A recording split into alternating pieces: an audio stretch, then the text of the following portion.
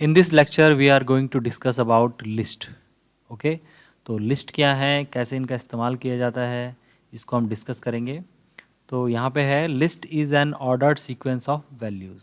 ठीक है, तो जैसे स्ट्रिंग होती है सीक्वेंस हमारी, वैसी ये भी क्या होती है, सीक्वेंस है हमारी लिस्ट.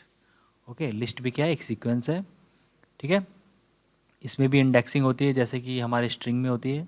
तो आगे देखेंगे इसको कैसे इसमें इंडेक्सिंग होती है, कैसे हम जो है इंडेक्सिंग के थ्रू अपने जो लिस्ट के एलिमेंट हैं उनको एक्सेस कर सकते हैं. Okay, item in a list can be of any type such as string, integer, float, objects और इवन अ लिस्ट. ठीक है, तो स्ट्रिंग अभी तक हमने देखी है, तो स्ट्रिंग में हमें मालूम है कि स्ट्रिंग में सिर्फ स्ट्रिंग ही स्टोर होती है.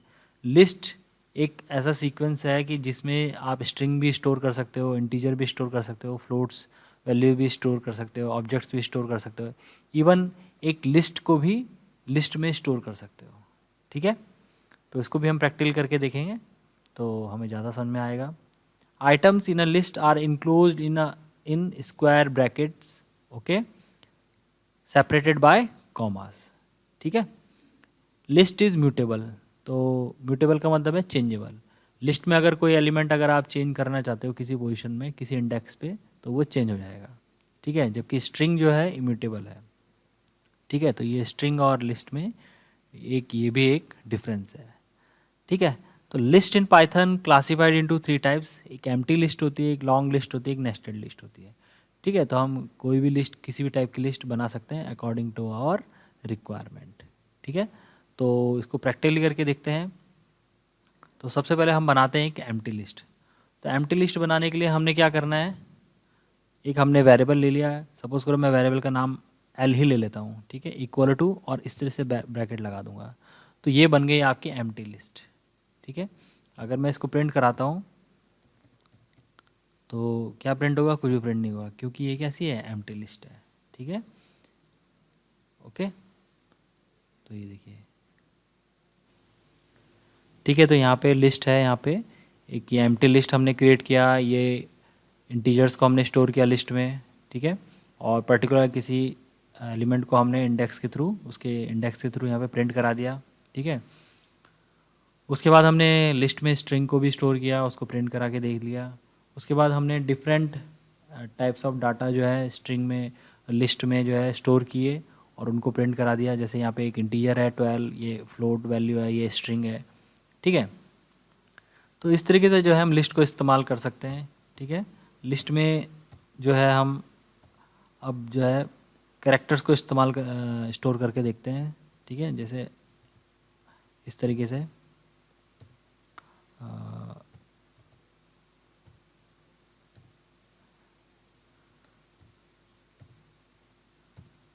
ठीक है, तो ये हमने एक लिस्ट में कैरेक्टर्स को स्टोर किया है और इसको प्रिंट करके देख लेते हैं.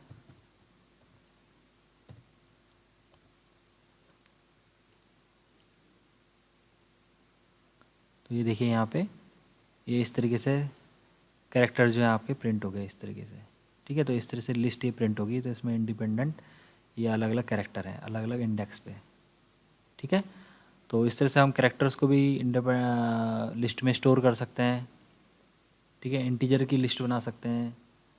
ओके, स्ट्रिंग की लिस्ट बना सकते हैं. सारे एलिमेंट जो है उसके लिस्ट में जो है स्ट्रिंग हो सकते हैं, जैसे कि यहाँ पे कर सकते हैं हम. ठीक है, यहाँ पे कर लेते हैं जैसे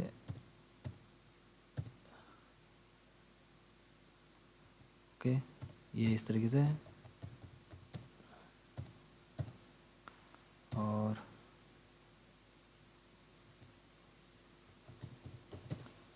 इस तरीके से.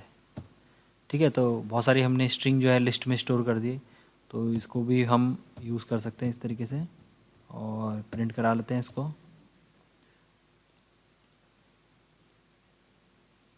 तो ये देखिए ये भी यहाँ पे प्रिंट हो गई. ठीक है, लिस्ट ऑफ स्ट्रिंग्स. ठीक है, तो ये है लिस्ट ऑफ कैरेक्टर और ये है list of different data types. ठीक है, लिस्ट ऑफ स्ट्रिंग. ओके, तो ये एम्प्टी लिस्ट है हमारी. ठीक है, तो इस तरीके से हम जो है लिस्ट को इस्तेमाल यूज़ कर सकते हैं. इसमें नेस्टेड लिस्ट की बात जो हो रही थी, नेस्टेड लिस्ट हम कैसे बना सकते हैं, जैसे ये एक लिस्ट है यहाँ पे, ठीक है, सपोज करो एल इक्वल टू, यहाँ पे एलिमेंट है 2, फिर सेकेंड एलिमेंट है 3, और फिर हमने क्या करा, कॉमा लगा के एक और लिस्ट इसके अंदर डाल दी, ठीक है। और उसके अंदर चाहे तो आप स्ट्रिंग्स स्टोर कर सकते हैं, चाहे तो आप इंटीजर स्टोर कर सकते हैं, चाहे आप मिक्स्ड डाटा टाइप यूज़ कर सकते हैं, स्टोर कर सकते हैं, या आप कुछ भी जो भी आप स्टोर करना चाहें उसमें स्टोर कर सकते हैं, ठीक है। तो यहाँ पे हम जो है स्ट्रिंग्स बना रहे हैं, यहाँ पे स्ट्रिंग की लिस्ट स्टोर कर रहे हैं यहाँ पे, ठीक है।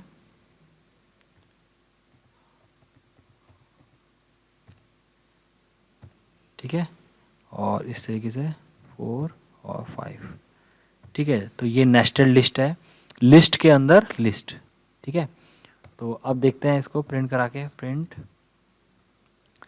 जब आप L0 प्रिंट कराओगे, ठीक है, तो क्या प्रिंट हो जाएगा आपका 2, ओके। जब आप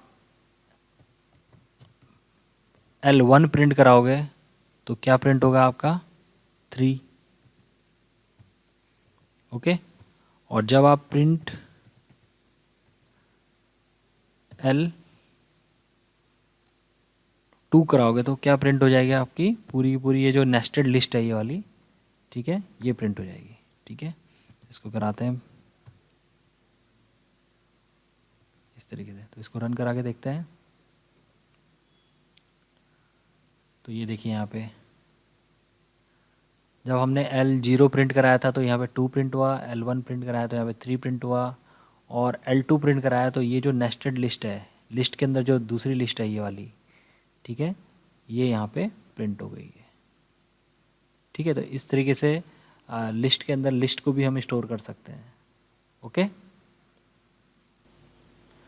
ओके, तो जैसे हमारे स्ट्रिंग में 2 वे इंडेक्सिंग होती है वैसी हमारी लिस्ट में भी होती है फॉरवर्ड इंडेक्सिंग और बैकवर्ड इंडेक्सिंग, ठीक है। तो लिस्ट में अगर हमने कोई स्ट्रिंग अगर स्टोर किया है तो इस तरीके से उसके जो एलिमेंट है उनको हम इंडिपेंडेंटली एक्सेस कर सकते हैं यूजिंग देयर इंडेक्स, चाहे तो बैकवर्ड इंडेक्सिंग यूज़ कर सकते हैं, चाहे तो फॉरवर्ड इंडेक्सिंग यूज़ कर सकते हैं, ठीक है। तो इस तरीके से इसके एलिमेंट है, S0 पोजीशन में R स्टोर होगा, S1 में A होगा, S2 में M होगा, S5 में H होगा, ठीक है, ओके। तो लिस्टिंग का हम ध्यान रखें कि हम स्क्वायर ब्रैकेट में स्टोर करते हैं एलिमेंट्स को, ठीक है। तो यहाँ पे ये इस तरीके से जो आपकी जो है स्ट्रिंग को हमने स्टोर कर दिया इसमें, ठीक है। तो ये लिस्ट है क्योंकि इसमें स्क्वायर ब्रैकेट इस्तेमाल हो रखे हैं, अगर स्क्वायर ब्रैकेट नहीं होते तो ये स्ट्रिंग बन जाती है, सिंपल, ओके। तो नेगेटिव इंडेक्सिंग से भी हम हर एक एलिमेंट को, हर एक कैरेक्टर को एक्सेस कर सकते हैं। तो इस तरीके से हम जो है S-2 देंगे तो A प्रिंट हो जाएगा, S-6 देंगे तो E प्रिंट हो जाएगा, S-9 देंगे तो R प्रिंट हो जाएगा, ओके। तो इसको देख लेते हैं प्रैक्टिकली कैसे हम कर सकते हैं, ठीक है। जैसे यही यहाँ पे एक लिस्ट है यहाँ पे, तो ये हमने देखा ही था कि L0 जब हम प्रिंट करा रहे हैं तो 2 प्रिंट हो रहा है, L1 जब हम प्रिंट करा रहे हैं तो यहाँ पे 3 प्रिंट हो रहा है, L2 जब हम प्रिंट करा रहे हैं तो ये पूरी जो नेस्टेड लिस्ट है, ठीक है, सब लिस्ट है जो ये कौन से इंडेक्स पे स्टोर है पूरी की पूरी, ये L2 पे स्टोर है, ठीक है। इसी तरह से अगर हम इसका L4 प्रिंट कराते हैं, प्रिंट L4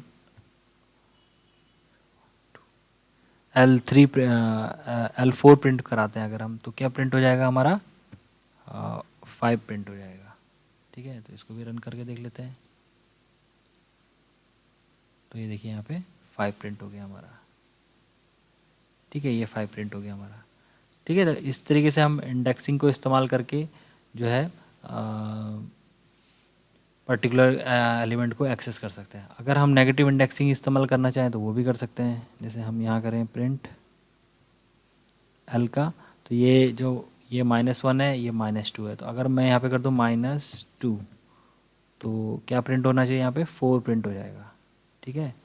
-2 पे क्या प्रिंट हो जाएगा, 4 प्रिंट हो जाएगा, ठीक है। तो ये 4 प्रिंट हो गया -2 पे, ओके, या -2 पे 4 प्रिंट हो गया, ठीक है। इसी तरीके से अगर मैं यहाँ पे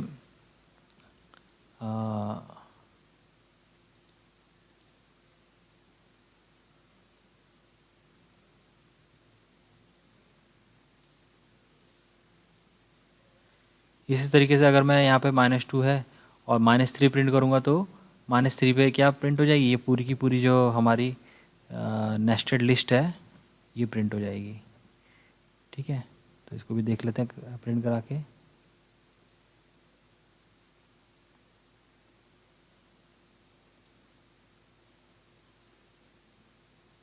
तो ये देखिए -3 प्रिंट करा है, तो ये वाली जो लिस्ट है सब लिस्ट, ठीक है, ये प्रिंट हो गई हमारी। ये देखिए यहाँ पे प्रिंट हो गई। ठीक है, तो इस तरह से नेगेटिव इंडेक्सिंग को भी इस्तेमाल कर सकते हैं हम, फॉरवर्ड इंडेक्सिंग को भी इस्तेमाल कर सकते हैं। ठीक है, हाँ, अगर इस सब लिस्ट के अंदर के एलिमेंट को हमें प्रिंट कराना है तो तब हम क्या करेंगे, तब हम कुछ इंडेक्सिंग का इस्तेमाल इस तरीके से करेंगे, क्योंकि यहाँ पे भी क्या होगी, इंडेक्सिंग होगी अंदर। तो तब क्या करेंगे हम, जैसे सपोज करो कि अगर हम पॉजिटिव इंडेक्सिंग में देखते हैं, फॉरवर्ड इंडेक्सिंग में, तो 0 1 2 है ना, तो सेकंड पोजीशन में ये है पूरी लिस्ट। तो सेकंड में फिर सेकंड का जो फर्स्ट पोजीशन है, सेकंड लिस्ट में फर्स्ट पोजीशन किसकी है, ये में राम स्टोर है, और सेकंड में फर्स्ट पोजीशन, 0th पोजीशन में तो राम है और फर्स्ट पोजीशन में राकेश है। तो इसको प्रिंट करा के देख लेते हैं, हमें क्लियर हो जाएगा कैसे काम करेगा। ठीक है, तो सेकंड पोजीशन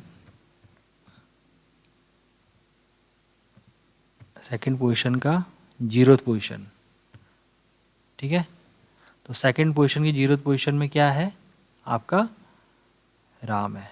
ठीक है, इनको कमेंट कर देते हैं फिलहाल के लिए। ठीक है, तो राम प्रिंट हो जाएगा यहाँ पे। ठीक है, तो ये देखिए यहाँ पे राम प्रिंट हो गया है।